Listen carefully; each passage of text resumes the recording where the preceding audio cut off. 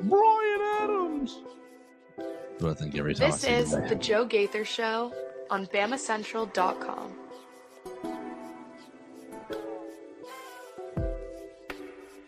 Good morning, Tuscaloosa. Good morning, Tuscaloosa, Internet World, West Alabama. How are we doing today on a Tuesday, a Victory Tuesday for the Alabama Crimson Tide? The men's basketball team rolled last night in Coleman Coliseum. We're going to get into it on the Joe Gaither Show on Bama Central, BamaCentral.com. I know a lot of you couldn't watch it because of TV stuff. So we'll talk about Alabama, what we saw last night in Coleman Coliseum, right here on the Joe Gaither Show on Bama Central, BamaCentral.com. We're live in the Derry Daniel State Farm Studios, live with our friend Mason Woods as he gets jumped into the platform here in just a minute. We want to thank Derek Daniel for sponsoring and hosting the program. Call Derek for all your insurance needs at 205-758-3391. Like a good neighbor, Derek Daniel is there. You're watching the show on the Bama Central YouTube channel, the Bama Central Facebook page. You're listening to us on Apple Podcasts, Amazon, Spotify, wherever you get your podcast platforms. You're finding the Joe Gaither Show on Bama Central, and I really, really appreciate you doing that. Sharing it with a friend. We're also brought to you by Strength Roofing and Siding. If you need peace of mind this winter, peace of mind this upcoming spring season, call Strength Roofing and Siding for all of your roofing needs at 205-858-9050. They're going to come out and give you a free roof inspection. They're backed by 45 years of expertise.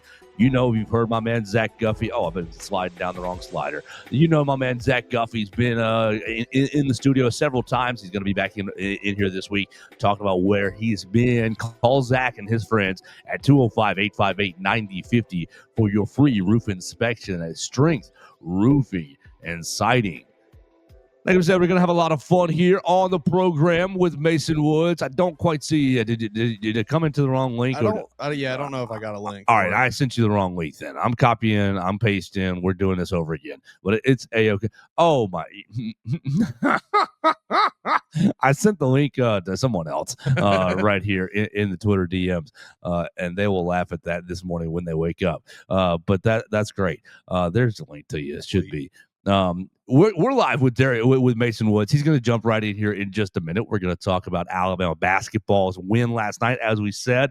We're going to talk about who stood out, maybe some of the circumstances that Alabama was dealing with yesterday. We are going to talk about these new freshmen that showed out yesterday. We're going to talk about basketball for the first portion of the program. You can join us on the comment section at MAWoods_, at Joe Gaither 6, at Bama Central. You can join us really everywhere on the comment section. You can find us on the voicemail line at 205-462-7340, extension 800, if you want to find us on the voicemail line. And then we're going to talk about Alabama football against LSU just a little bit. We talked to the coaches yesterday. You can see that on the Bama Central YouTube channel. You can see Nate Oats' post-game press conference on the YouTube channel, LeBaron Philon, Amari Allen on the Bama Central YouTube channel as well. But we're going to transition from basketball to football to talk about the one aspect of the LSU offense that I think could be troublesome this coming week.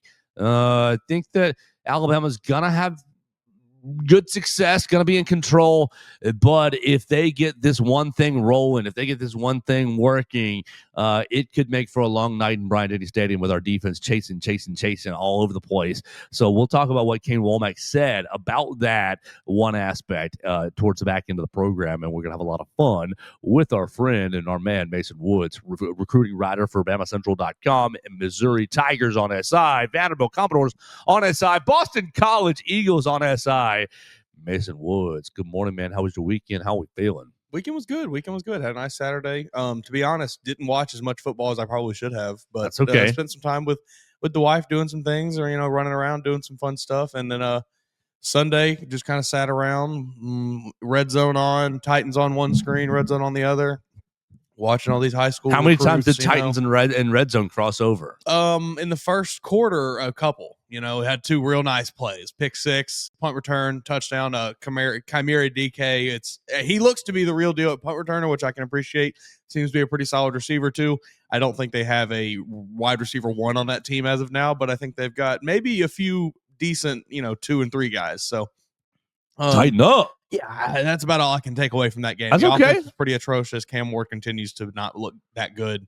he made a couple nice throws here and there, and that's all you can really take away. Titans suck. Hang on to those nice throws. That's that's what's going to carry you through the offseason. And when you get a new coach, when you get another couple offensive weapons, it'll look good. It'll look better. We'll see.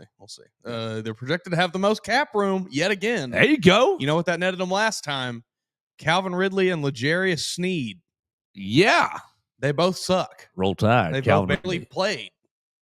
I hate them. I hate the Titans. They make me sad every Sunday. So, but outside of the Titans, I was able to watch some pretty impressive football, watching these high school commits, these high school recruits for Bama, for Boston College, for Vandy, for Missouri. You know, the Bama guys putting up a big week. I posted the story on Sunday. I don't remember exactly who all made the list this week. I think it was, I'm pretty sure Jet Tamala was back on there. I want to say Sedarian Morgan had a big game. I know there was one of the defensive guys too. Let me see if I can get it pulled up here. It was had nice Sedarian Morgan, Nolan Wilson. Oh, and is there worry that Nolan Wilson is flirting with other programs or might not be a little committed? concerned. I don't know how serious it is. You know, he was in Auburn for the game against Kentucky and saw them lose 10-3. So I can't imagine that did a lot to convince him to want to come to Auburn.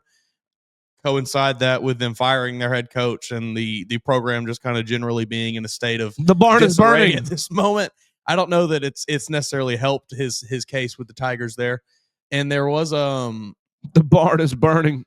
Man, anyway, he put up a really big game this weekend. Let me see. 5 tackles, 3 for loss, and 2 sacks is what you wrote. Yeah, really impressive game. I couldn't find his actual highlights on Huddle, but I was able to see a couple clips on Twitter later in the week after I got this post, I think yesterday, maybe early this morning. I can't even remember now, but solid player. I mean, you know, you see the explosion there off the ball. You see the way he's able to use his hands to get past blockers. You know, I think he's got a lot of tools in his bag there as a pass rusher, and he can make things happen. He looks to me like a primo wolf who can play inside a bandit and maybe even defensive tackle if you had to ask him on passing down situations. Remember how Jamarian Latham on 3rd and longs was kicking down from Wolf inside to basically 3 technique, and obviously Jamarian got hurt, and we hate that for him. But his versatility allowed Kane Womack to do a lot of things, and I think obviously Nolan Wilson's going to have to beef up a little bit for college and grow into it a little bit. But like I see a projection that a very similar path of I can play Wolf on 1st and 2nd downs. If you want to kick me inside on 3rd downs, it's 3rd and 7, and we got all our pass rushers on the field. I can man the guys in the guards. I can disrupt things from the middle. We're like continuing. I mean, I think this class you see it a lot with the defensive guys, especially those front 7 guys there, where a lot of them have that versatility. And you know, we talk about it with basketball, the whole like positionless basketball thing. It does feel like probably at a much slower pace and won't be quite as drastic. But football is slowly but surely moving toward where like your front 7, it's basically just a positionless blob of freak athletes who can all rush the passer, who can all drop into coverage if they need to. And a lot of these guys that Alabama is recruiting seem to have, that kind of wide skill set, I think. And I'm excited to see what they can do once they get on campus and, like you said, beef up just a little bit to where they're ready to go. So make sure you read that recruiting tracker if you want to find out all the details for the Alabama players, Alabama commits, not Go quite watch the players. Trent Seaborn highlights. Ooh, Trent Seaborn, Thompson stuff. High School, last game of the year. Yeah, he posted them to his Twitter. I retweeted it. You can see, I mentioned one play in there around the 3-minute, 16-second mark where he makes a really, really nice throw up the middle and kind of fits one in over a linebacker underneath the safety. It's a nice stuff there. Woo! That gives me the heebie-jeebies. Well, let's get into basketball. I know that you were saying before we got started that you weren't being able to watch it because SEC Network Plus stuff and YouTube TVs. Corporate greed. Right. That's why I wasn't able to watch That's it, right. Joe. That's right. If you subscribe to YouTube TV, which I think you do. I am not a YouTube TV guy. I'm a Hulu guy, actually. Okay, all right. Same difference. Well, yeah, if you have to subscribe because I couldn't to watch on either of them because Hulu it was Plus. on Plus. Yeah, it was on SEC Network Plus. So no ESPN. I will not be signing up for your damn subscription service. I hate them. I'm the sucker. You should have shot me a text message. I could have been able to Okay. help It's you not out. that deep. But I was following along on the score updates. I was watching Auburn, Bethune-Cookman over there scrambling on one screen. I was seeing it roll through on my we updates. asked Coach Oats to wait 5 minutes before his press conference, but to let that thing get through the overtime period. That was crazy. Good on him for getting out that win. But no, it was upsetting not be able to watch the Crimson Tide. I think that maybe I'm wrong and maybe I'm being a bit of a homer here, but I think if you're the number 15 basketball team in the country, you've garnered the right to have all of your games televised at this point. So let's just get them on TV. Drives me nuts for the crowd ended up being pretty nice, I thought. Definitely some empty splotches in Coleman Coliseum, and you guys know how I am or how I have been about being on the crowd, getting to Coleman and being loud. By the time the national anthem was sung, most of I would say it was at a 75% full. That's pretty good for, opening night, you like to see a good crowd, but North Dakota State, you get it. Yeah, North Dakota. Dakota. But I will give the credit. The students didn't care about Monday Night Football. The students were in there pouring in, and not only was the student section pretty much full. I would put it at 98% capacity. Not only was the student section pretty much full, they were loud. They were into it the entire time. So they passed on the new Crimson Chaos president, and he had them riled up. They were yelling at the North Dakota players, and they were into when early impression of the new Crimson Chaos president. Are we thinking it's going to be a good run? Are we thinking? Oh, I don't know anything about him. I don't know anything about him other than seeing him get the plaid jacket put on his back, and just based off night one performance. It sounds like it was pretty good. You give you an A, buddy. Good job. You got them going. You had them riled up. There were points last year where I think you and I were complaining about them a little bit. There's always points where exactly. And we'll probably complain this year as well, but off to a good start. He had them ready last night. They were ready, and the starting lineups, cheered for everybody. But when they announced from Mobile, Alabama, LeBaron, the place just went nuts. Awesome. So it was a good crowd, I thought, for what it was on a Monday night. Any North Dakota representation out there? I didn't hear any sort of. No, I would be shocked to see if they had any fans around here. I didn't see. Would love to see one little speck of green. Right, out there. Right. I didn't see any sort. Alabama wins 91-62. Okay, let's just start with the circumstances. Didn't have Aiden Holloway, didn't have Latrell Wrightsell, didn't have Keaton Bristow, and that's essentially 3 starters, 2.5 starters, 3 starters, really. Obviously, all that shock going in that those guys didn't play. Yes. Okay. So you on Thursday, Coach Oats had a press conference and basically said, "Oh yeah, we're all healthy outside of Jaleel. Everybody knows Jaleel Bethea busted toe, sort of thing." And no real timetable on Jaleel. I think January is kind of the target timeline to see Jaleel Bethea back on this team and back in the roster. And it'll probably take till February till he's ramped up fully and contributing the way we expected him to. That's when you need to be playing your best ball. Right. So it's okay. But Thursday, Coach Oats is all like, "Oh, we're healthy. I think we're going to be fine. Everybody's good to go."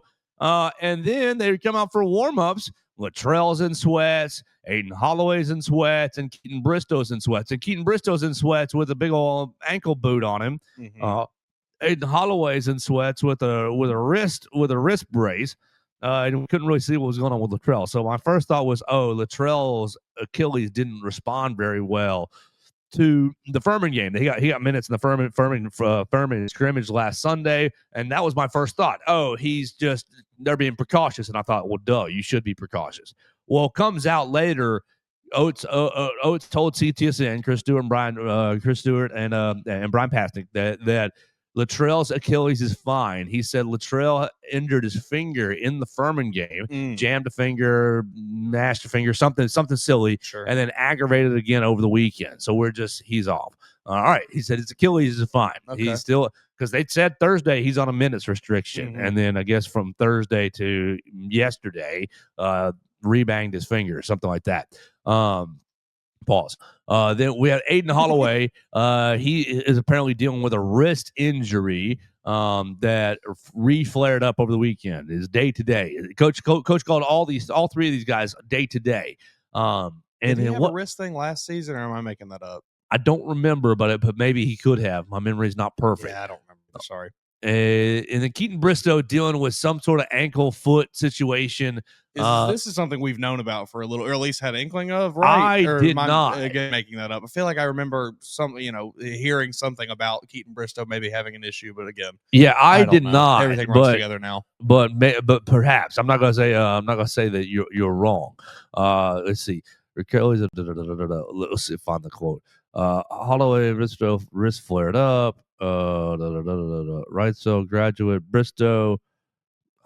Come on, Hunter. Where'd you put this in your article? Oates expanded the Risto. Nevertheless, Holloway and Bristow each played, but didn't play. I think it's just an ankle roll, basically.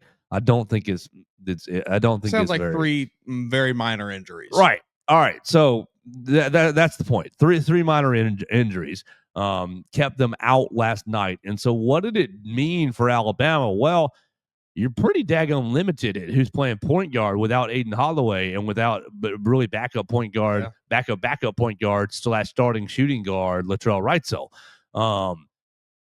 And Aiden's basically playing guard as well, playing starting guard. So you'd probably really like to have played LeBaron, Aiden, and Latrell at starting with Keaton Bristow and Aiden Sherrill.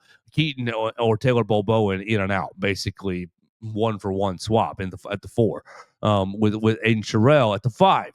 What ended up happening last night? Okay, so you won.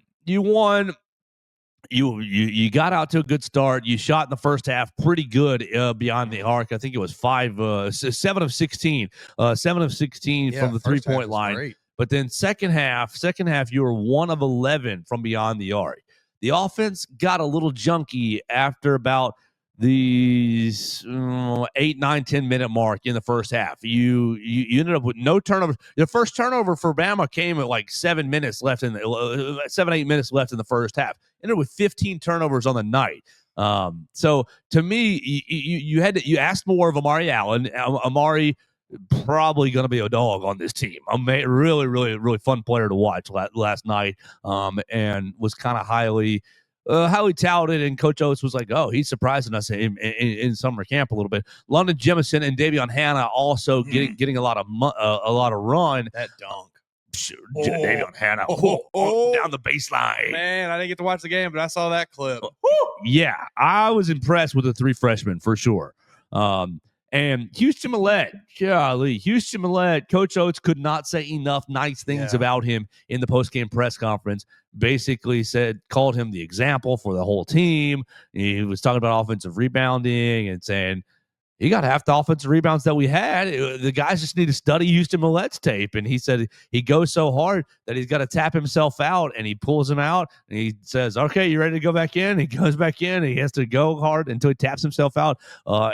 Houston Millett, 15 points, 8 rebounds, 3 assists, 2 turnovers, and 1 foul. But getting involved in a lot of stuff. 5 for 5 from the free throw line, 2 of 4 from beyond the arc.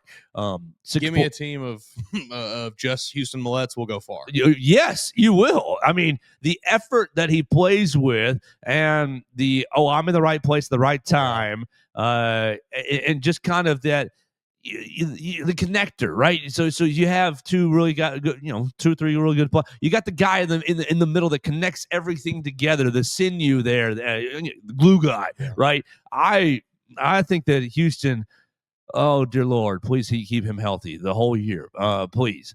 Because I think that he absolutely was impressive last night, because just the style of play. Like, of course, you're going to beat North Dakota, and am I saying Final Four after the last night? No, I'm not. I'm still in the okay. It's fine. It's good. Good to win. A lot to work on. Some circumstances made the team look a little different than it probably will look. But I will join Coach Oates. I mean, if Coach Oates is going to praise him, I will doubly praise him, because I think that he really was. Houston Millett, super impressive last night. Just the way that he played blue collar basketball. It's like the definition of the program. Is he our new alternate universe Mo D, where same personality, same like juice, but more different skill skilled. set. Yeah, more skilled and maybe a little better, a little more suited for his own position. You know, Mo D was like an undersized forward, like maybe even more suited to play in this system because man, he's a guard. He plays a guard. He's a guard. He plays a guard. He can shoot. I was really impressed with Houston Millett. I mean, it all goes back to picking 95 because what was it, 95% of the time on the court, you don't have the ball in your hand. Yeah. Like that is a team first guy. He has been since he arrived on campus, and seeing it this early in the season, I think is very, very encouraging.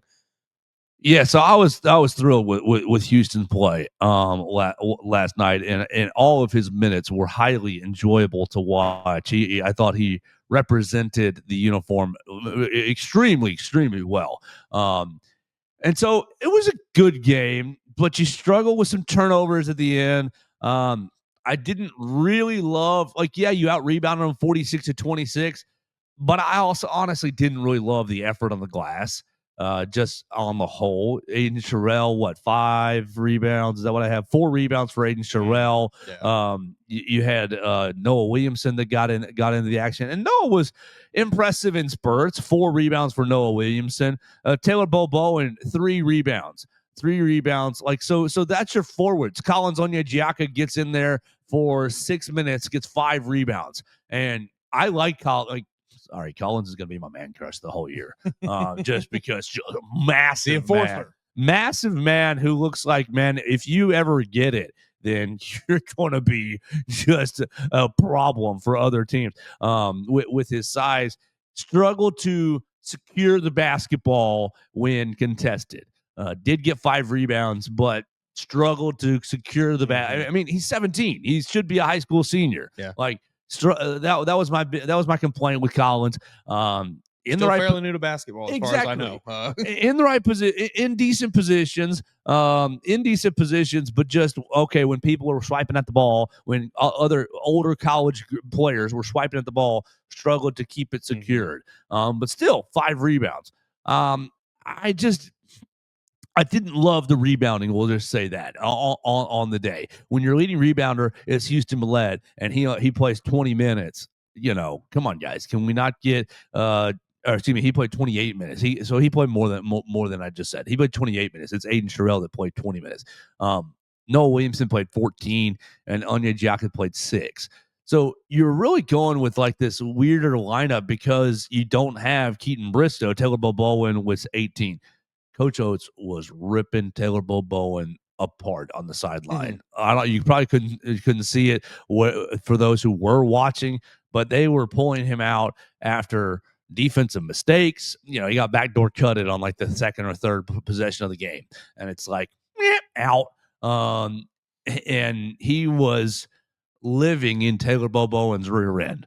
That's what you need. I mean, hey, look, there's one thing that this team has not been lacking in offense. It's been defense. They've had to get better on defense. So like, if you see a guy first real game of the season already starting to slack on defense, I'm pretty happy that Nate Oats is taking that sort of approach. Yeah, and so even with a shorter bench last night, he was pretty quick to, you caused a turnover, out. You had a defensive mistake, out. You had an effort issue, out.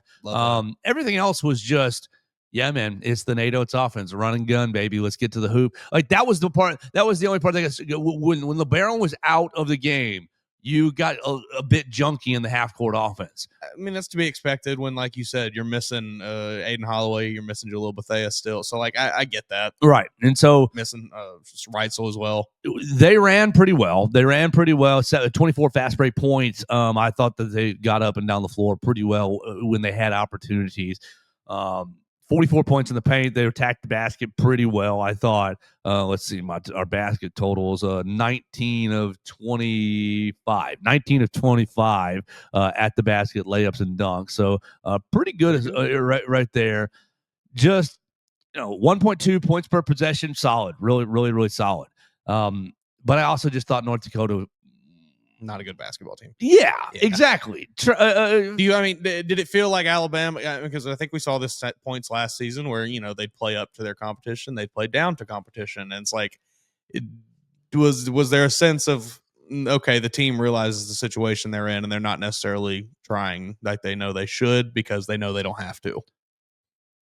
The first 8 to 9 minutes, it was just the switch is on, the fire hose is fire hose, and I was like, and that's how it went last season in points, I think. Right, and then about once you get up by 10, 15, they drew up to a 16-point lead in the first half and kind of waned on 16 to 12, 16 to 12, 15 to 11 in that margin. You play just hard enough to keep it out of reach, right? Right, and that's where he started to get some turnovers for Alabama. Just got a little careless with the basketball once they got a nice little margin. I mean, is that just part of dealing with a long season? You take your chances to, all right, let's take our foot off the gas a little bit here. I know that classic, you give 110% until the whistle blow. Like, I know that is not in line with that thinking, but let's be honest here, folks. Play a lot of basketball games. I can understand it maybe if you take your opportunities to get a little breather here and there. In these early parts of the season, I think it's very character building to foot on the gas, the gas. And like Alabama's schedule is about to get rough. Like that's why I'm not like doing backflips this morning. I'm happy that Alabama won. I think that they played A-, B+. I think they'd like to see that A+. Right. You're about to play St. John's, Purdue, Illinois, and Gonzaga all in a row. What is the average? What's 6? Let me pull a calculator here. 6 and 17 is 23 plus 21 is 44, right? 44 divided by 4 is 11, right? These four teams, basically you're playing the number 11 ranked team 4 times in a row in 4 different styles and 4 different places and 4 different versions. Not easy. And I think St. John's in New York on Saturday is going to be fairly difficult. Especially if you have 15 turnovers, they're going to turn you over and they're going to get after you. St. John's beating the mess out of, who did we say was it? Quinnipiac? Is that what I said? Beating the mess out of Quinnipiac last night, 108-74. They ended up forcing Quinnipiac had 22 turnovers. Had 22 turnovers. Now, obviously, Quinnipiac not as good as Alabama, not as skilled as Alabama. Quinnipiac was 7 of 18 from 3-point line. And they got out-rebounded St. John's Red Storm, out-rebounded them 45-35. So really not so hot. That's not a game you win if you turn it over 15 times. St. John's, 60 points in the paint.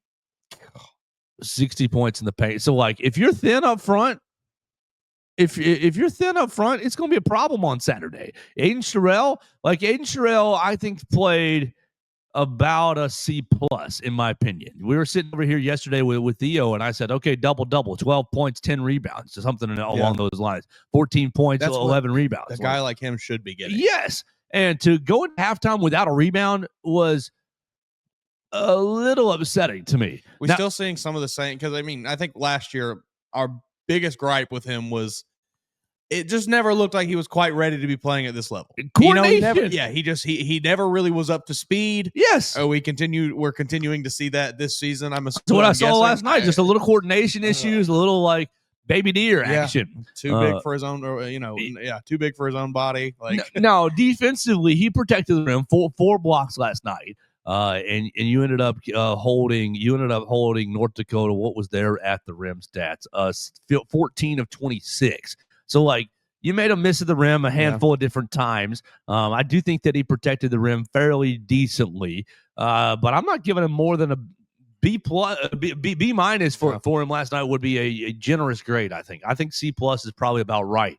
For Aiden Sherrill. Like, you're gonna have to get something out of him this year. You're gonna have to get some, be comfortable banging bodies. Like Noah Williamson underneath was fine, but also slow, a little unathletic, but just big. So he looked 7 foot for sure. He looked 7 foot. He did get was it only 2 points last night? That I'm remembering. Yeah. So he got 2 points as Alabama's going on a fast break. He ran the break pretty well, like chasing it down, and somebody dished him the ball, one dribble, left hand layup, it's in. So that was nice, very skilled. Where impressed me the most was a 2 assist right here, 2 assists, but he probably had 2 or 3 more hockey assists, where he threw one yeah. an extra pass. He was pretty nice distributing the basketball, in my opinion. And then 4 rebounds. You're gonna have to get more rebounding out of the bigs. Keaton Bristow, apparently all through summer and fall ball, was a monster on the glass, and so maybe that's what you're missing on the bench. Can we even believe that though? If he was playing against this team, Sure, I mean, right. It doesn't sound like it's very hard to be a monster on the glass against Alabama once again. Right, and that was part of the reason why Coach Oates was living in Taylor Bowen's rear end. Yeah, I mean, look, man, he came out of the press conference. Hold on, he said, "We're not getting anything from the 4, nothing. We're getting nothing from the 4." And he didn't out and out say Bull Bowen, but everybody who can put 2 and 2 together. I mean, look, if you're going to be that big, you got to play that big, man. I'm sorry. I get that everybody wants to be the point guard. Everybody wants to be the guy bringing the ball. You're 7 foot tall. You're 6'11", whatever. You got to play like that. Yeah, right. You got to play with what you got. So I enjoyed it. Now, the brightest star, LeBaron, we haven't said anything really about him other than the offense looked good when he was in it. 4 and how turnovers. Yeah, 4 turnovers, but the ball was in his hands pretty much the entire game. If we're being honest, if we're talking relative to last season, I'll take that 10 times out of 10. Because Mark Sears was turning you over 10 times a game sometimes. And the ball was in his hands basically every single time he was in the game. Yeah. 22 points, career high for LeBaron Filon, which we found that out, and I thought that's a career high. I didn't realize that. 22 points, 8 assists, 3 rebounds, a block on the 4 turnovers. I thought LeBaron looked so comfortable. Just looked like the game was going so slow to him. And I think that some of those 4 turnovers were the game's going so slow to me. I'm going to dribble a little bit. I'm going to whip one in. Yeah, exactly. I'm going to dribble a little bit. I'm going to see something a little flashy. Yes. But in the early parts of the game, he didn't have his first turnover. He had Alabama's first turnover at 13:43. Okay, yeah. So you went 6.5 minutes roughly without a turnover. The first 6.5 minutes without a turnover. So you got off to a good start, and then you're up 7 points, 19 to 12 at that point, where you lost the ball, dribbled basically out of bounds off your foot as you were penetrating. Off his foot, off his leg, something as he was penetrating. It feels like we have to grade this team in terms of how many points they're up or down by. It's when it's 0-0, A+ basketball team, you're gonna play good as anybody. When it's tight game, you go up by 10, you get down by 10. It's like they just kind of lollygag a little bit sometimes. It's very frustrating. Yeah, but I was pleased with the game, just with some nitpicks for sure. I thought that at the end of the day, we are nitpicking. The next 4 games are really going to tell you what this team's about, and you're also not going to know what this team's about unless they get healthy. You got to get Aiden Holloway, Latrell Wrightsell, Keaton Bristow back in the fold ASAP, especially for these next 4 games. And you've got to hope that Jalil Bethea is on some sort of a right track to come into the team last week of December, second week of January, somewhere in that range. And so if everything comes together, I do see pieces of a team that, that's going to be dangerous. But right now, there's still such a, it's still such a lump of clay that, okay, the right hands, in Nate Oats' hands, let him shape, let him mold, let the lump of clay. You might have a little sculpture here. But last night, I'm happy to win, happy to get off to a 1-0 start. Yeah. But I'm not sitting here doing backflips, booking tickets to Indianapolis yet. I mean, to the point, like you said, though, a lot of things this season do, at least right now, feel like they could line up pretty well for Alabama. You play hard enough without Jalil Bethea. Obviously, that is banking on getting Latrell back, getting Aiden Holloway back, getting Keaton Bristow back. But if those guys can get back and they can play well enough to earn one of these top seeds in the SEC, one of these top, handful of seeds, get that by, and then right at that time where we're getting to conference tournament is when Jalil Bethea is getting back with the team. He's getting his minutes up and things like that. And then he can, you can basically just unleash him in the tournament. That timeline wise, your framework here, your blueprint for this season looks pretty good. I agree with you. Bigly. So I'm going to go to a Nate Oats clip because Nate Oats roasted me last night. But to set it up, we'll tell you, Amari Allen and Davion Hanna are both from the state of Wisconsin. Two freshmen. They combined for 21 points. 10 rebounds. That's 7 assists, and 1 block and 6 steals. The two of them. That's a basketball powerhouse, Wisconsin. You mold those two guys into one player. That's a hell of a line, honestly. 6 steals, a block, 10 rebounds, 8 assists, 21 points off two freshmen in their first college action. And Nick Kelly was just asking him about the state of Wisconsin and basketball, and I just ended up catching a stray. Question. Have you ever had this many Wisconsin guys on the floor at one time? I've never had this many Wisconsin guys on the team. I don't think we've had any on the team down here since I've been here, so it was great. And we see how hard they play. Mari and Davion both like high effort, a lot of tough plays. Trying to get, I know Mari won the blue collar. I'm trying to get the final blue collar. Mari won it with 22 and a half, and Davion was second with 19 and a half. So the Packers didn't quite come through for us. I don't know what this shenanigans in the front row tonight is about, but Bears looked a little better than the Packers, but Wisconsin gave us an effort tonight, that's for sure. The back. So, of course, I'm sitting there wearing it's Victory Monday. I'm wearing my Bears sweatshirt. Did you hit him with the Bears? No, it's not the time. Given him one. Yeah, Bears. I should have. Next time that happens, I will. But plus, we haven't played the Packers yet, so I just need to stay silent. Just need to stay silent. We got two games against Green Bay later. NFL is a weird league. Green Bay Packers are still a very good football team. Yeah, for sure. But Coach complimented his Wisconsin guys last night. I thought the three freshmen. I'm they excited. look like the baby Ninja Turtles, and it's like, oh, if these Ninja Turtles get a little growing. I wanted to ask for your report on specifically the three freshmen, because from everything, I have seen glowing reports on Twitter, basically last night and this morning about those three guys. Obviously, we talked about the Davion Hanna dunk. I mean, that was thunderous, and it was not just he's wide open. It was like, no, this is a poster. Takes it off the baseline. And two-handed goes up with it and yams on a guy. But I mean, I was, this was a recruiting class for Alabama that I don't think necessarily was the big headliner. Like, I think they finished. I mean, they didn't finish bad or anything. I think they were a top 25 team in the country recruiting wise. But it wasn't like this was your number one overall class bringing in 3 5-stars, whatever. It brought in 3 guys that were highly rated, but not necessarily like the most biggest names, whatever, in the class.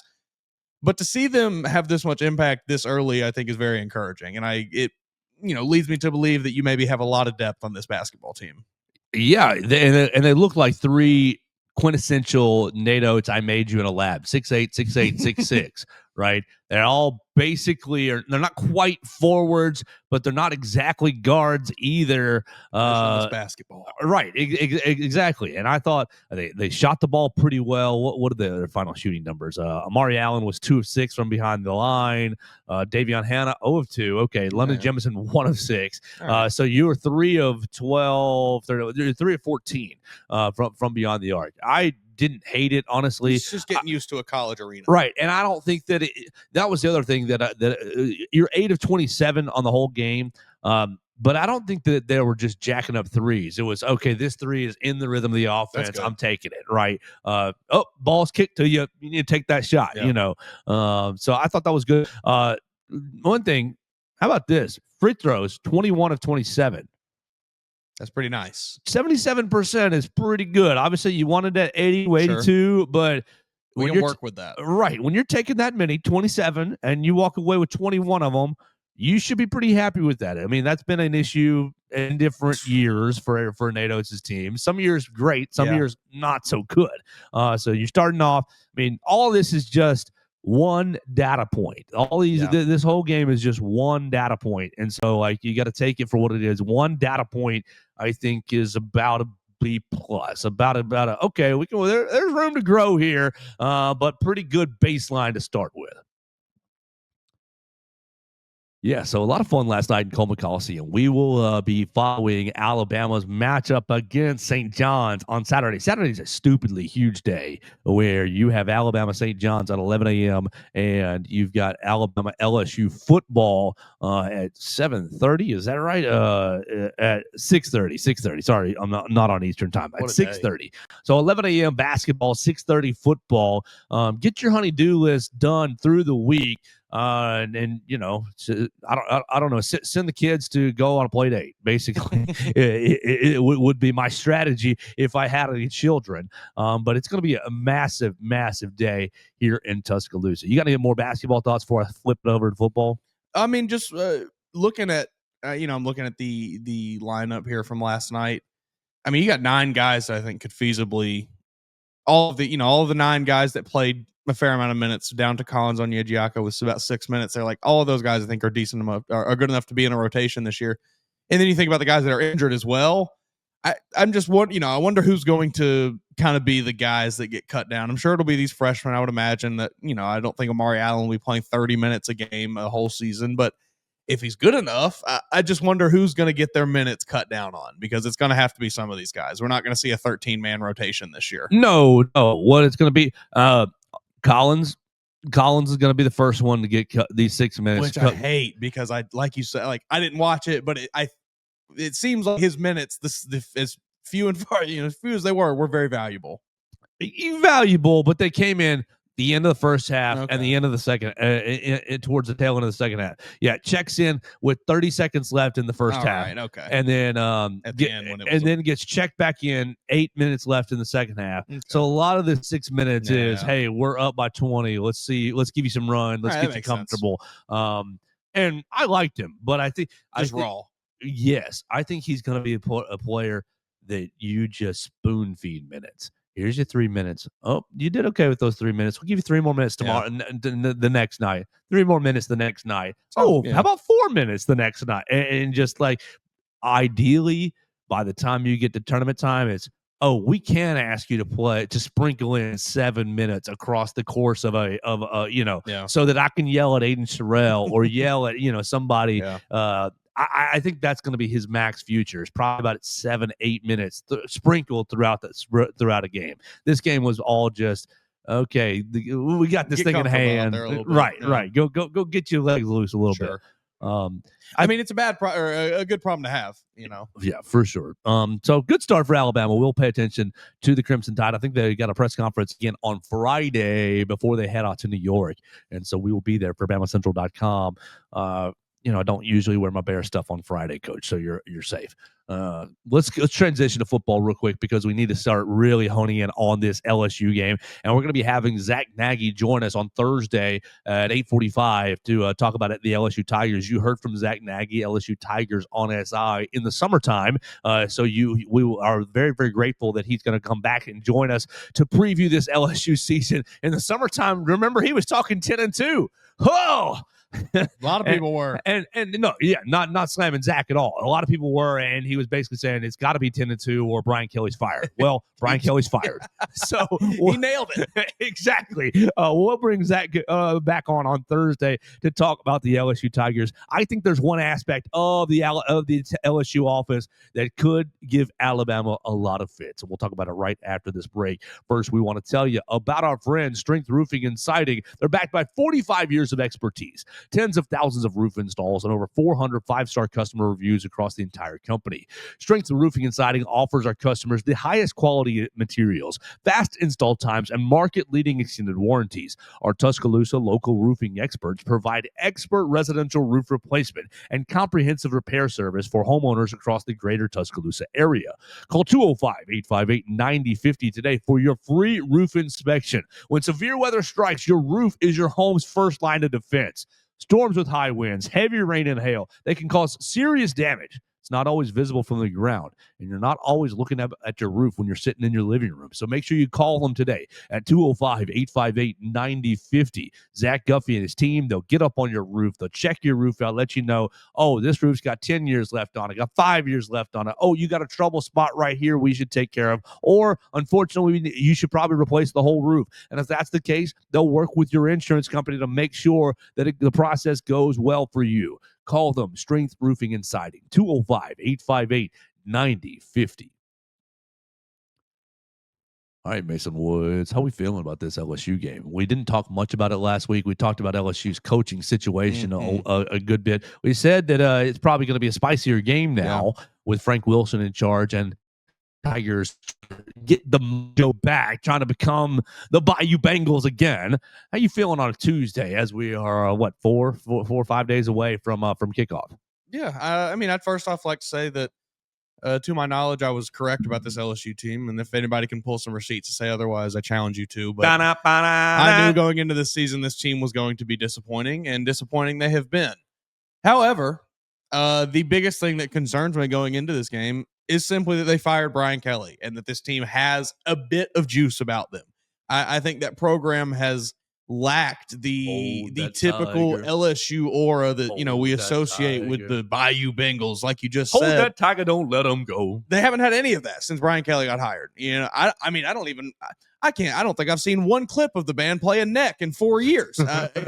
It's just the sauce in Louisiana has been absent for years now, and I think they have a little touch of it back. You saw the alumni come back on campus, which you had some Twitter wars going on between Ryan Clark and Brennan Faco, which I didn't really care to look into that much, but regardless, maybe not anything great in the neighborhood there. But you brought the alumni back, you get the guys in, you start to just feel a little bit you start to feel good about yourself for the first time in a long time, probably, if you're LSU. I think those players are feeling a little confident this week because the bad man is gone. The man that told them to do all these bad things that led them to not have fun for the last 3-4 years, he's gone. The terrorist is gone.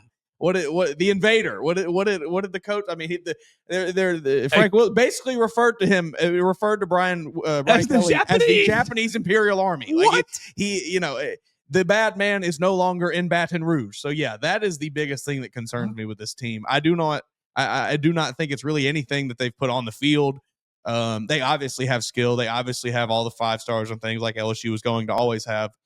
But I've not seen them put anything really that coherent together this season. So as far as X's and O's go, not really concerned with what I've seen, but just the simple fact that they have maybe a little touch of confidence worries me.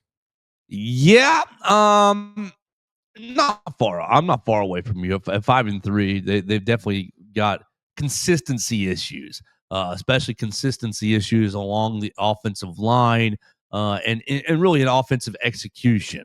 They don't have great pass protection, in my opinion.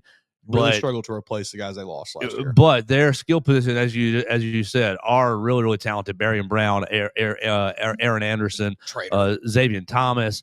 They've got some skill guys. I think the tight end. Is Trades Green not with? Am I on the wrong page here? Trades Green. Not seeing him on the LSU R-Lads page, but I know that he's been. Oh, right there. I was looking at the wrong sheet. Trades Green, I think, is a baller at tight end. A really, really impressive player at tight end. 6'7", 240. Who's guarding him? Yeah, I think he's a beast. I think he's a real problem. Harlan Berry has played pretty good in their last game against Texas A&M, and I think he's a good little freshman running back. Caden Durham, basically, has he been hurt the whole year? Because I think that he hasn't really injury update. He's been hurt pretty much the whole year. Caden Durham be back to the South Carolina game. It provides updates on running back. No. So I basically looked at the Texas A&M game, and while the score did get crazy, LSU losing pretty big to Texas A&M, it was close for a long time. Yeah, it was. 49-25 ended up being the final, but at halftime it was still really, really close. It was LSU's leading at halftime 18-14.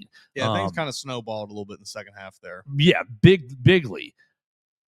I think LSU could, with the offensive coordinator that they're bringing in, that they're promoting, Alex Atkins, former offensive coordinator, offensive line coach at Florida State. If there's anyone that's intimately familiar with LSU's personnel problems, strengths, and weaknesses, it's the offensive line coach, I think. And if I'm the offensive line coach, I'm looking at this Texas A&M tape, and I'm really honing in on the things you did well, because Texas A&M's defense is pretty good, but you did have a pretty successful first half. I think that you could see, like, Alabama hasn't dealt with a lot of RPO this year. Georgia didn't really do it a ton. Yeah. Tennessee did a little, but not a ton. A little.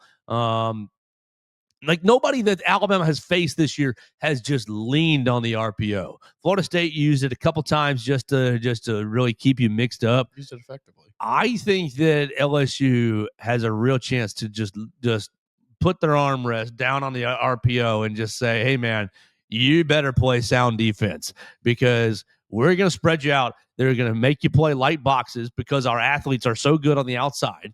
Because they are good. Yeah. Our athletes are Sure. good players on the outside. You can take a 5-yard play and turn it into 50-yard play. And we can run on a light box, I think. We can't pass protect for Jack. We can't pass protect to save our life. Mm-hmm. They got into some RPO game against Texas A&M, and I thought, man, Garrett Nussmeier, he's reading. I mean, you're basically reading like two players. Yeah. Oh, Billy comes in to take his run fits, pass it out to the outside. Numbers advantage. It's just basic math. It's 3 to the outside versus 2 defenders. We're spitting it out to the outside to Aaron Anderson. It's 3 defenders outside, 2 defenders on the other outside. Box has 6 players. We're handing it off to Caden. We're handing it off to Harlan Berry. Like, I think the RPO game could become LSU's bread and butter in this game, and could be extremely frustrating for Alabama's defense to try to defend the entire game. Yeah, I think they certainly could. I guess my pushback is, I don't know that LSU's defense is really up to the task of stopping Alabama's offense all that much. So I think Alabama's going to be able to get a lot of explosive plays, a lot of quick strike touchdowns, maybe. Well, not a lot, but some quick strike touchdowns maybe on this team. And I just wonder if, like in that Texas A&M game, it just kind of snowballs again for LSU, where it's like, all right, if we can't make a 10-minute drive happen here, what do we do? And then it's like, all right, next thing you know, you're down 14-0. And it's like, all right, well, it's okay, 6-7 minutes off the clock. Okay, we only got to midfield. All right, let's punt it back to them. And then it's 21. I can just kind of see that happening for LSU in this game, where while that may work, they may be able to push the ball a little bit and move it decently well. If you can't get any of the big chunk plays like that, and you can't match what Alabama was able to do on offense, I don't know how much it's going to really help you. Well, I think you're trying to help your defense by being a metronome on offense. Yeah, and you're just fair. trying to say, Garrett Nussmeier, you're the most experienced quarterback in the SEC outside of Ty Simpson, basically. I mean, he needs more experience than Ty Simpson based on playing time. Is there another quarterback that's played more than Garrett Nussmeier has in the league? Zach Calzada. Right. He's not even playing right now. But I think you say, look, Garrett, you want to have a legacy game right here. The team's in shambles. We're behind you, buddy. We barely have an offensive coordinator. You can call the plays, man. You got this list of RPOs. You got this list of reads. I think that, and look, you said, I don't think they can stop Alabama. Probably not. But what's your right now? My confidence level in this Alabama offense is not as high as it was week 3, 4, 5. Yeah. Right now, my confidence level in this Alabama offense is, if 10 is nobody's stopping this team ever, is at a 6.5, 7. Yeah, because you still can't run the ball. You still can't run the ball for anything. Alabama run the ball challenge for 5 yards at play. Impossible, right? And so if I'm LSU, I look at this South Carolina tape and I say, well, they can't run the ball. We're just going to play single high and force Ty to basically beat us down the field. 1 of 9 down the field last game. Like, yeah, is it But the does best LSU strategy? have a Dylan Stewart out there or a Brian Thomas Jr.? Harold Perkins? Throw Harold Perkins out there and let him. Is he even play? He's playing off-ball linebacker now, isn't he? Mixing it up, going back and forth. You know, like maybe, yeah. I'm throwing him at Caden Proctor and saying, "Hey, man, moneymaker game right here." Maybe they will do that. I mean, admittedly, it's not Brian Kelly anymore. The bad man is gone, so maybe he's not going to just keep making that guy play a position he doesn't need to be playing. Right. I think that I'm taking the South Carolina and just carbon copying it and saying, Ty, if you can beat us over the top 1-on-1, okay. Yeah. Like if you and the wide receivers are good enough, but in the South Carolina game, didn't beat them over the top. Exactly. I don't think the ball placement down the field was really that good. I think it was at best. Yeah. You know? And of course, Ryan dropped a big pass on 4th and 1 that could have kept the drive going. Okay. Like there was some little column A, little column B. Yeah. But I think the ball placement through the entire game was not that good. And I'm not saying Ty's been bad. Like, come on, don't crush me for that. I mean, that was outside of maybe Florida State, which that game honestly could have maybe been worse than Florida State because he played decently in that Florida State game, just missed some opportunities. That was probably his worst game of the year, though. Agreed. And you won. And you're going to be playing at home, so like you're going to be more comfortable, and you're going to have the crowd behind you. Nobody's going to be rah-rahing while you're on offense. Everybody's going to be, hold your breath and let's see him play so we can explode on a touchdown. Ah, we love you, Ty. He's the man. And he's going to be filled with confidence playing at home. Yeah. But like, if I'm the LSU coaching staff, I'm charged with coming up with a game plan that puts us in the best position to win. I'm not sitting back. I'm not playing zone defenses saying beat us throwing 12 yards onto the middle underneath the defense, 7 yards underneath, and just picking us apart with readings. Because Ty's shown to me, hey, you give me a zone defense, I got answers, baby. Oh yeah. Oh, cover 2, bam. Cover 3, bam. I'll go 1 to 2 to 3. Here you go. Did you read Nick Kelly's story this yesterday? I gotta admit something, Mason. I don't read any of our colleague stories. That's fair. I typically don't read many of them. And Nick's great. I'm sorry, that's not anything edgy. Nick, he's great. What did he have to say? He spent some time in Martin, Tennessee, talking with many people who were instrumental in Ty's upbringing, and it just was very eye opening to really learn how much time he spent in meeting rooms and things from the time he was, 4, 5, 6 years old to going off to Tuscaloosa to play quarterback.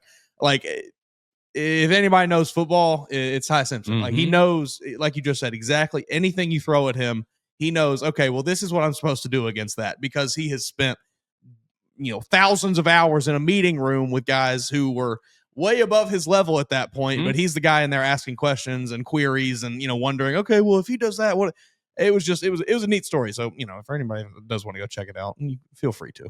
And hey, look, I'll read all of our colleague stories. I know my man Hunter DeCiver. Read ours twice. Yeah, I know Hunter DeCiver has a cover today on the 3 freshmen that played last night. So if you want to check out his thoughts on Davion Hanna, London Jemison, and Amari Allen, you can do that on BamaCentral.com. But of course, yeah, I think most of our colleagues on other outlets do pretty good work as well. I'm really hopeful that Matt Stahl from AL.com is able to pull off the project that he's been bantering about in our back ends. I don't want to spoil it, but if he's able to pull it off, it's about the Iron Bowl and it's about Auburn, it's about Jordan-Hare Stadium.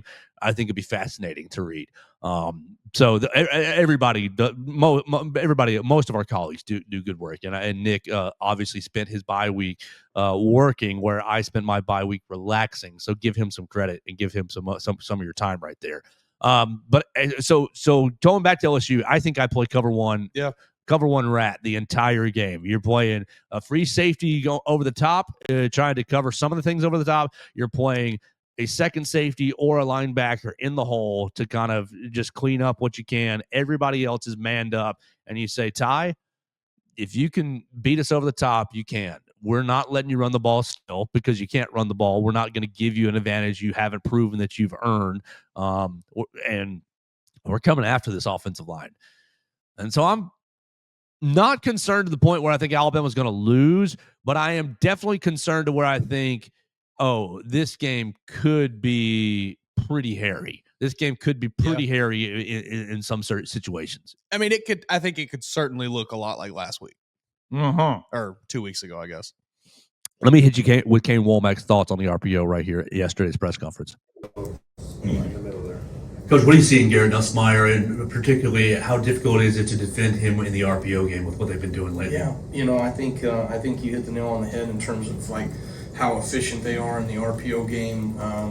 The perimeter screens, the throws downfield, and the vertical, slant glance game as well is an extension of their run game. And so sometimes you look at it and you go, well, they're only running the ball for this. Yeah, but they're doing certain things in the run game that are opening up things in the passing game, the RPO game, right?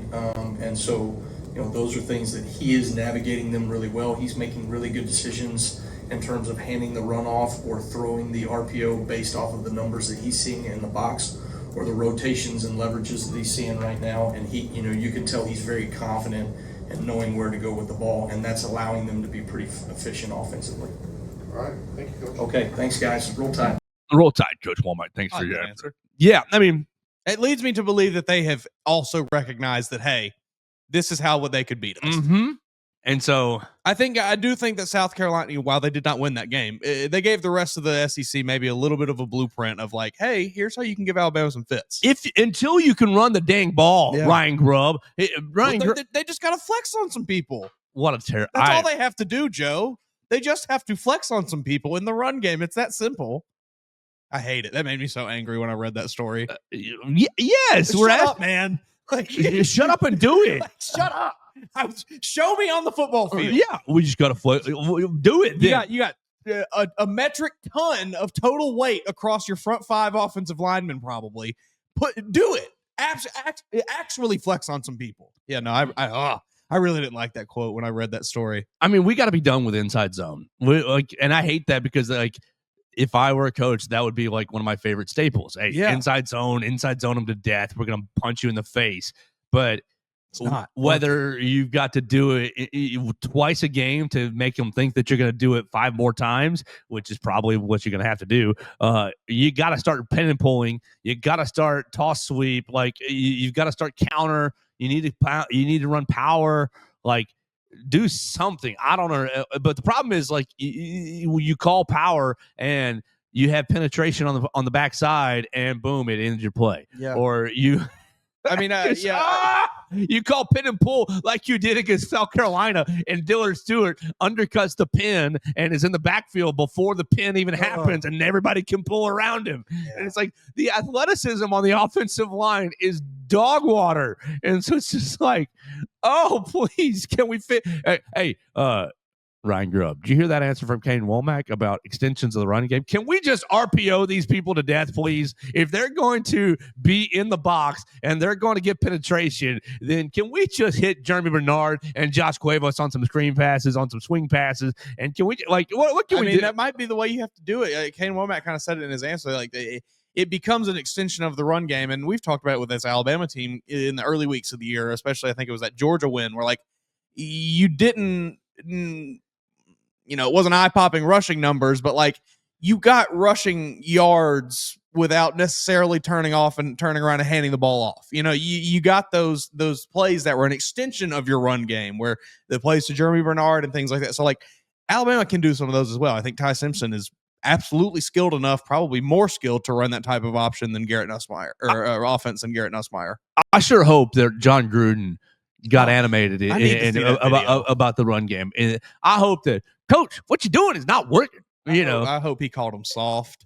Right. And if he told him, hey, your offensive linemen, none of them can move their feet. They look like they're standing in quicksand out there. Boom, boom, boom, boom, boom, boom, boom. Need somebody playing a tuba, following them down the field. It's frustrating.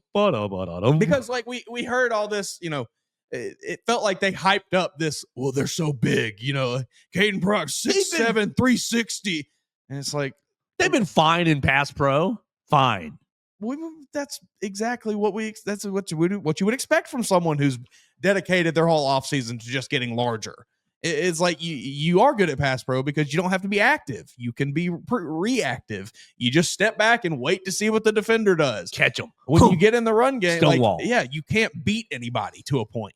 I hope John Gruden said, Coach, we got to throw these inside zones out the window. I hope so. Coach, well, here's my idea. Here we got to, when's the last time Alabama has run a wham play where, hey, man, they are getting penetration. Let's let them get penetration up the middle and just bam right across. Like Josh Cuevas, he's supposed to be some big, bad, mean blocker. I believe that he could do that. Like, come earhole some son of a gun right there in the middle and be like, oh, Jam Miller. Not going to do that again, are you, buddy? Right. Make them think for a second. Like, can we see a wham play where you just have a defensive lineman? I'll penetrate just like I usually do. Ka-tonk right in the side of the head. And that'd be great because, you need – can't trust any of those offensive linemen really right now to make any type of play like this. Like you would need a guy. Oh man, it is just so. I miss Robbie Oates so bad. Yeah, I do too. I miss you, Robbie Oates, so bad. Can we just get William Sanders in there to run that? Perfect.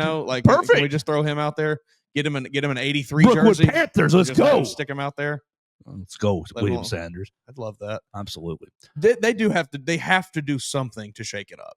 Just something new. It might not work, but damn it, you got to try at this point. I mean, hell, that might be the first thing that I try is a couple of wham plays, basically. A couple of inside trap. Let's get them with an inside trap. That Some would old be school football. Right. I mean, I think it would certainly catch LSU off guard a bit because, like you said, we have not seen it from Alabama. They've at times tried to just get a little cute with it. It feels like in the run games with doing certain things, and maybe you just need to just strap them up and go. All right, so I'm with you. We'll keep talking about LSU the rest of the week. We'll have Zach Nagy from LSU Tigers on SI join us Thursday at 8:45. So he'll give us about 20-25 minutes. If you're listening to us on playback, you'll be able to catch that pretty much anytime on the Thursday episode. I want to transition one more final topic, and it's an ugly topic. It's not a fun topic, but Drake Kirkpatrick Jr. got arrested on Sunday. We didn't really address it yesterday, even though it was in my notes. We should have. We've got a few more details about it. Coach DeBoer addressed it very briefly. I mean, Coach DeBoer did fine. And Coach DeBoer did just fine in his press conference with it, essentially saying, the statement is, with the details we have right now, we have to indefinitely suspend him, and left it at that. The details that we have that's been reported by some various news outlets is basically, the way I understand it, Drake Kirkpatrick was speeding up and down University Boulevard, was being fast boy up and down University Boulevard. And if you're never on University Boulevard, you wouldn't know this, but there's a bunch of bars and kind of, small eateries right there on the strip, right across from Publix. And that's where a lot of the kids hang out, of course. But there is a police station right there. And on the weekends, the police are pretty much out the entire time, just standing there, right, making sure, hey, we're just here just to make sure you see me, just to stop people like Drake Kirkpatrick Jr. from driving 60 miles an hour down the street. Yes. And, to stop maybe drunken fights on the sidewalk, anything. But basically, I think it's been a pretty decent idea. I agree. I think, they've done pretty well. Yeah. Somebody asked me one time, I used to walk home from football games. Like, don't you think it's dangerous? And I'm like, no, there's like a million police officers standing there just like, give me the peace sign.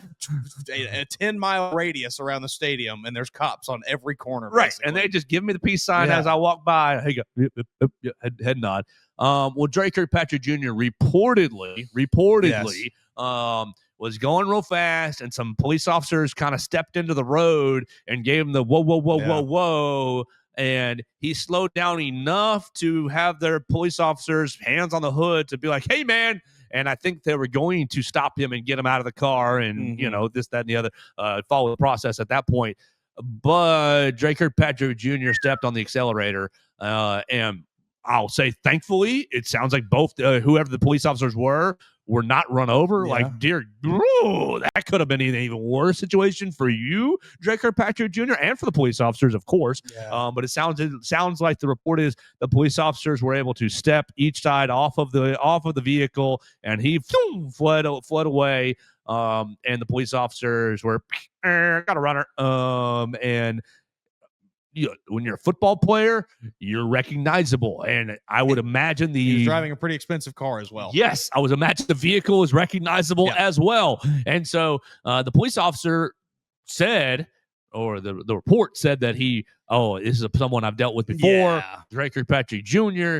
And so like you already were, like you've been known. And so they followed him, or they chased him, or they went to wherever his address is, whatever the case may be. I don't that detail was not clear, a little fuzzy, but that's what he did, and that gets him into some trouble. I think it was 3 counts of reckless endangerment is what I read and what I saw. Speeding and then an attempt to elude, I think is what that right. was. And so he is definitely suspended. And my comments are that I think Coach DeBoer handled it well yesterday with an indefinite suspension. We don't know if that means just 3 days off, a game off, the rest of the season off, next year off. I don't have a clue. And I'm not going to speculate what Coach DeBoer's thought process is. I'm sure it's intentional because I imagine Drake Kirkpatrick Jr. also does not know if that's 3 days off, if that's a week off, if it's 2 weeks off.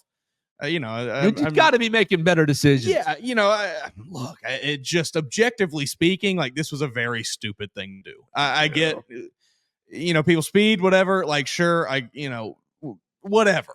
Maybe don't speed down a super like crowded residential street, basically. But I speed sometimes. It is what it is. But like, hey man, if you get pulled over, like it just is what it is. You eat your L and you just got to go on with your day, man. Right.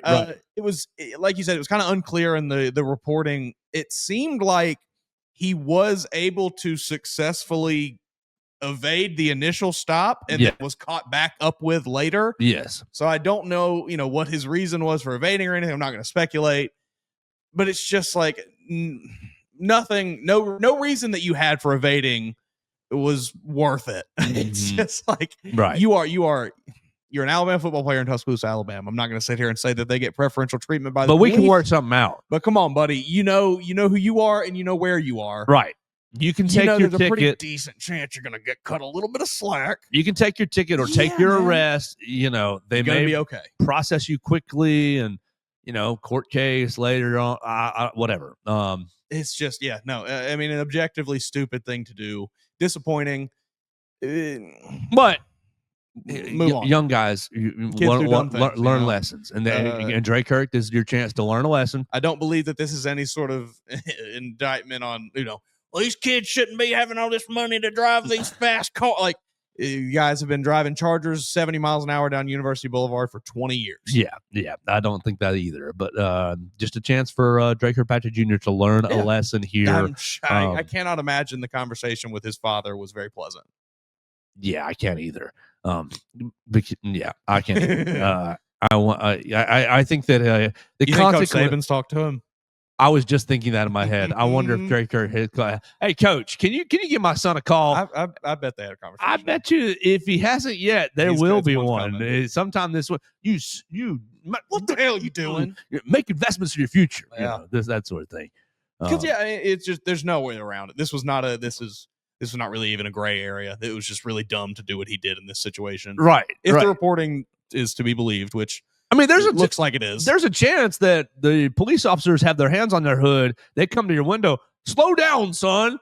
I'm sorry. Okay. I'm sorry. All right, get out of here. That's 95% chance that's exactly what would have happened. Right. Because like the cop said, he already knew who it was. He recognized the car. He knew that it was they've had multiple run-ins before him and that police officer per the reporting.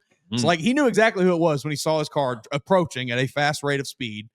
I can almost guarantee it was just going to be, Drake, slow down. Hey, man. Yeah.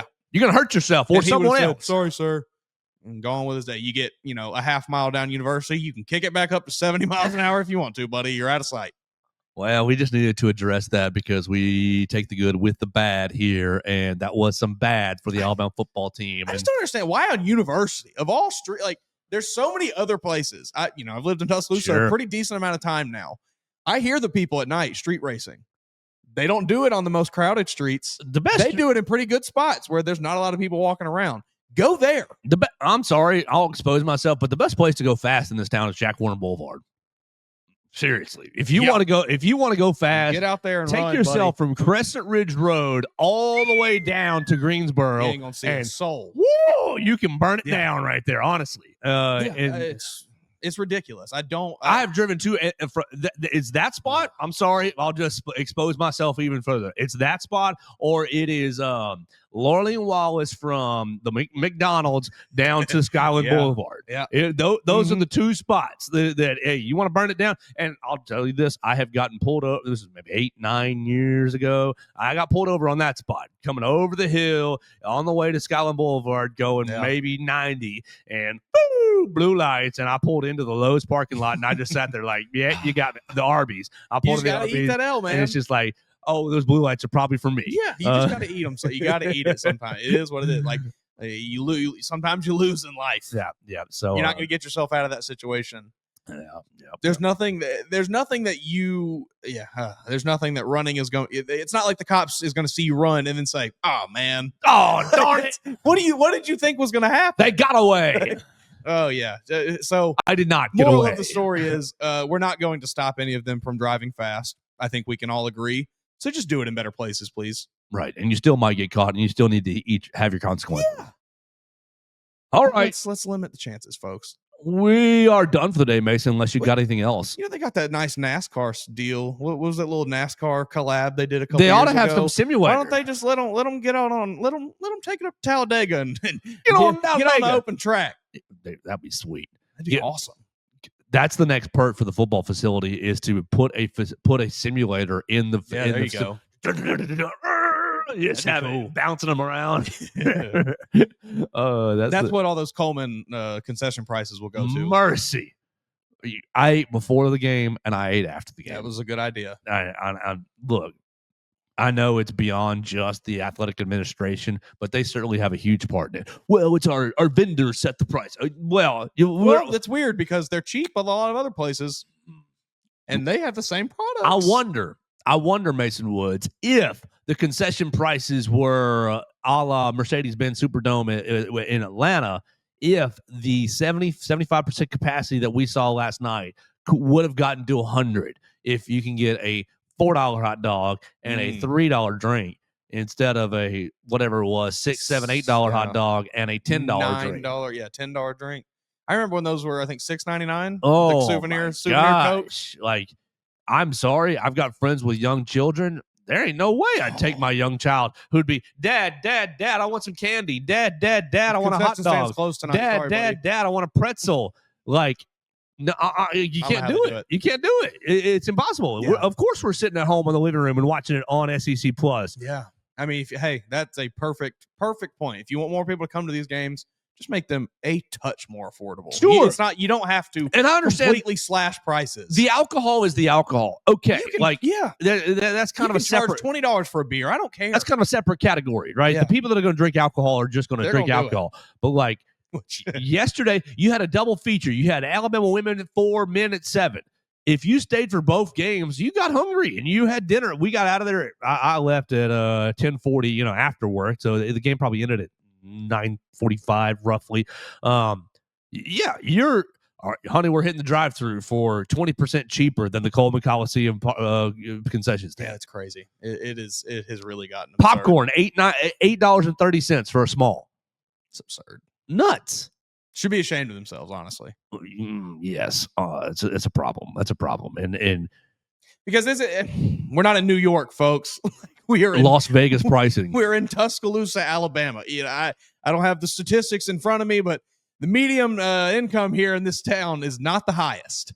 Yeah, well, Las Vegas pricing right there in Coleman Coliseum. So it's just painful. I ate before and I ate after, and that will be my strategy pretty much the whole year. So sorry, you're not getting me to spend a dime right there. And I wonder, like, just economically, if I don't spend any money, and let's say that's the norm, it doesn't matter how expensive you make them. If you're not selling anything. Mm-hmm.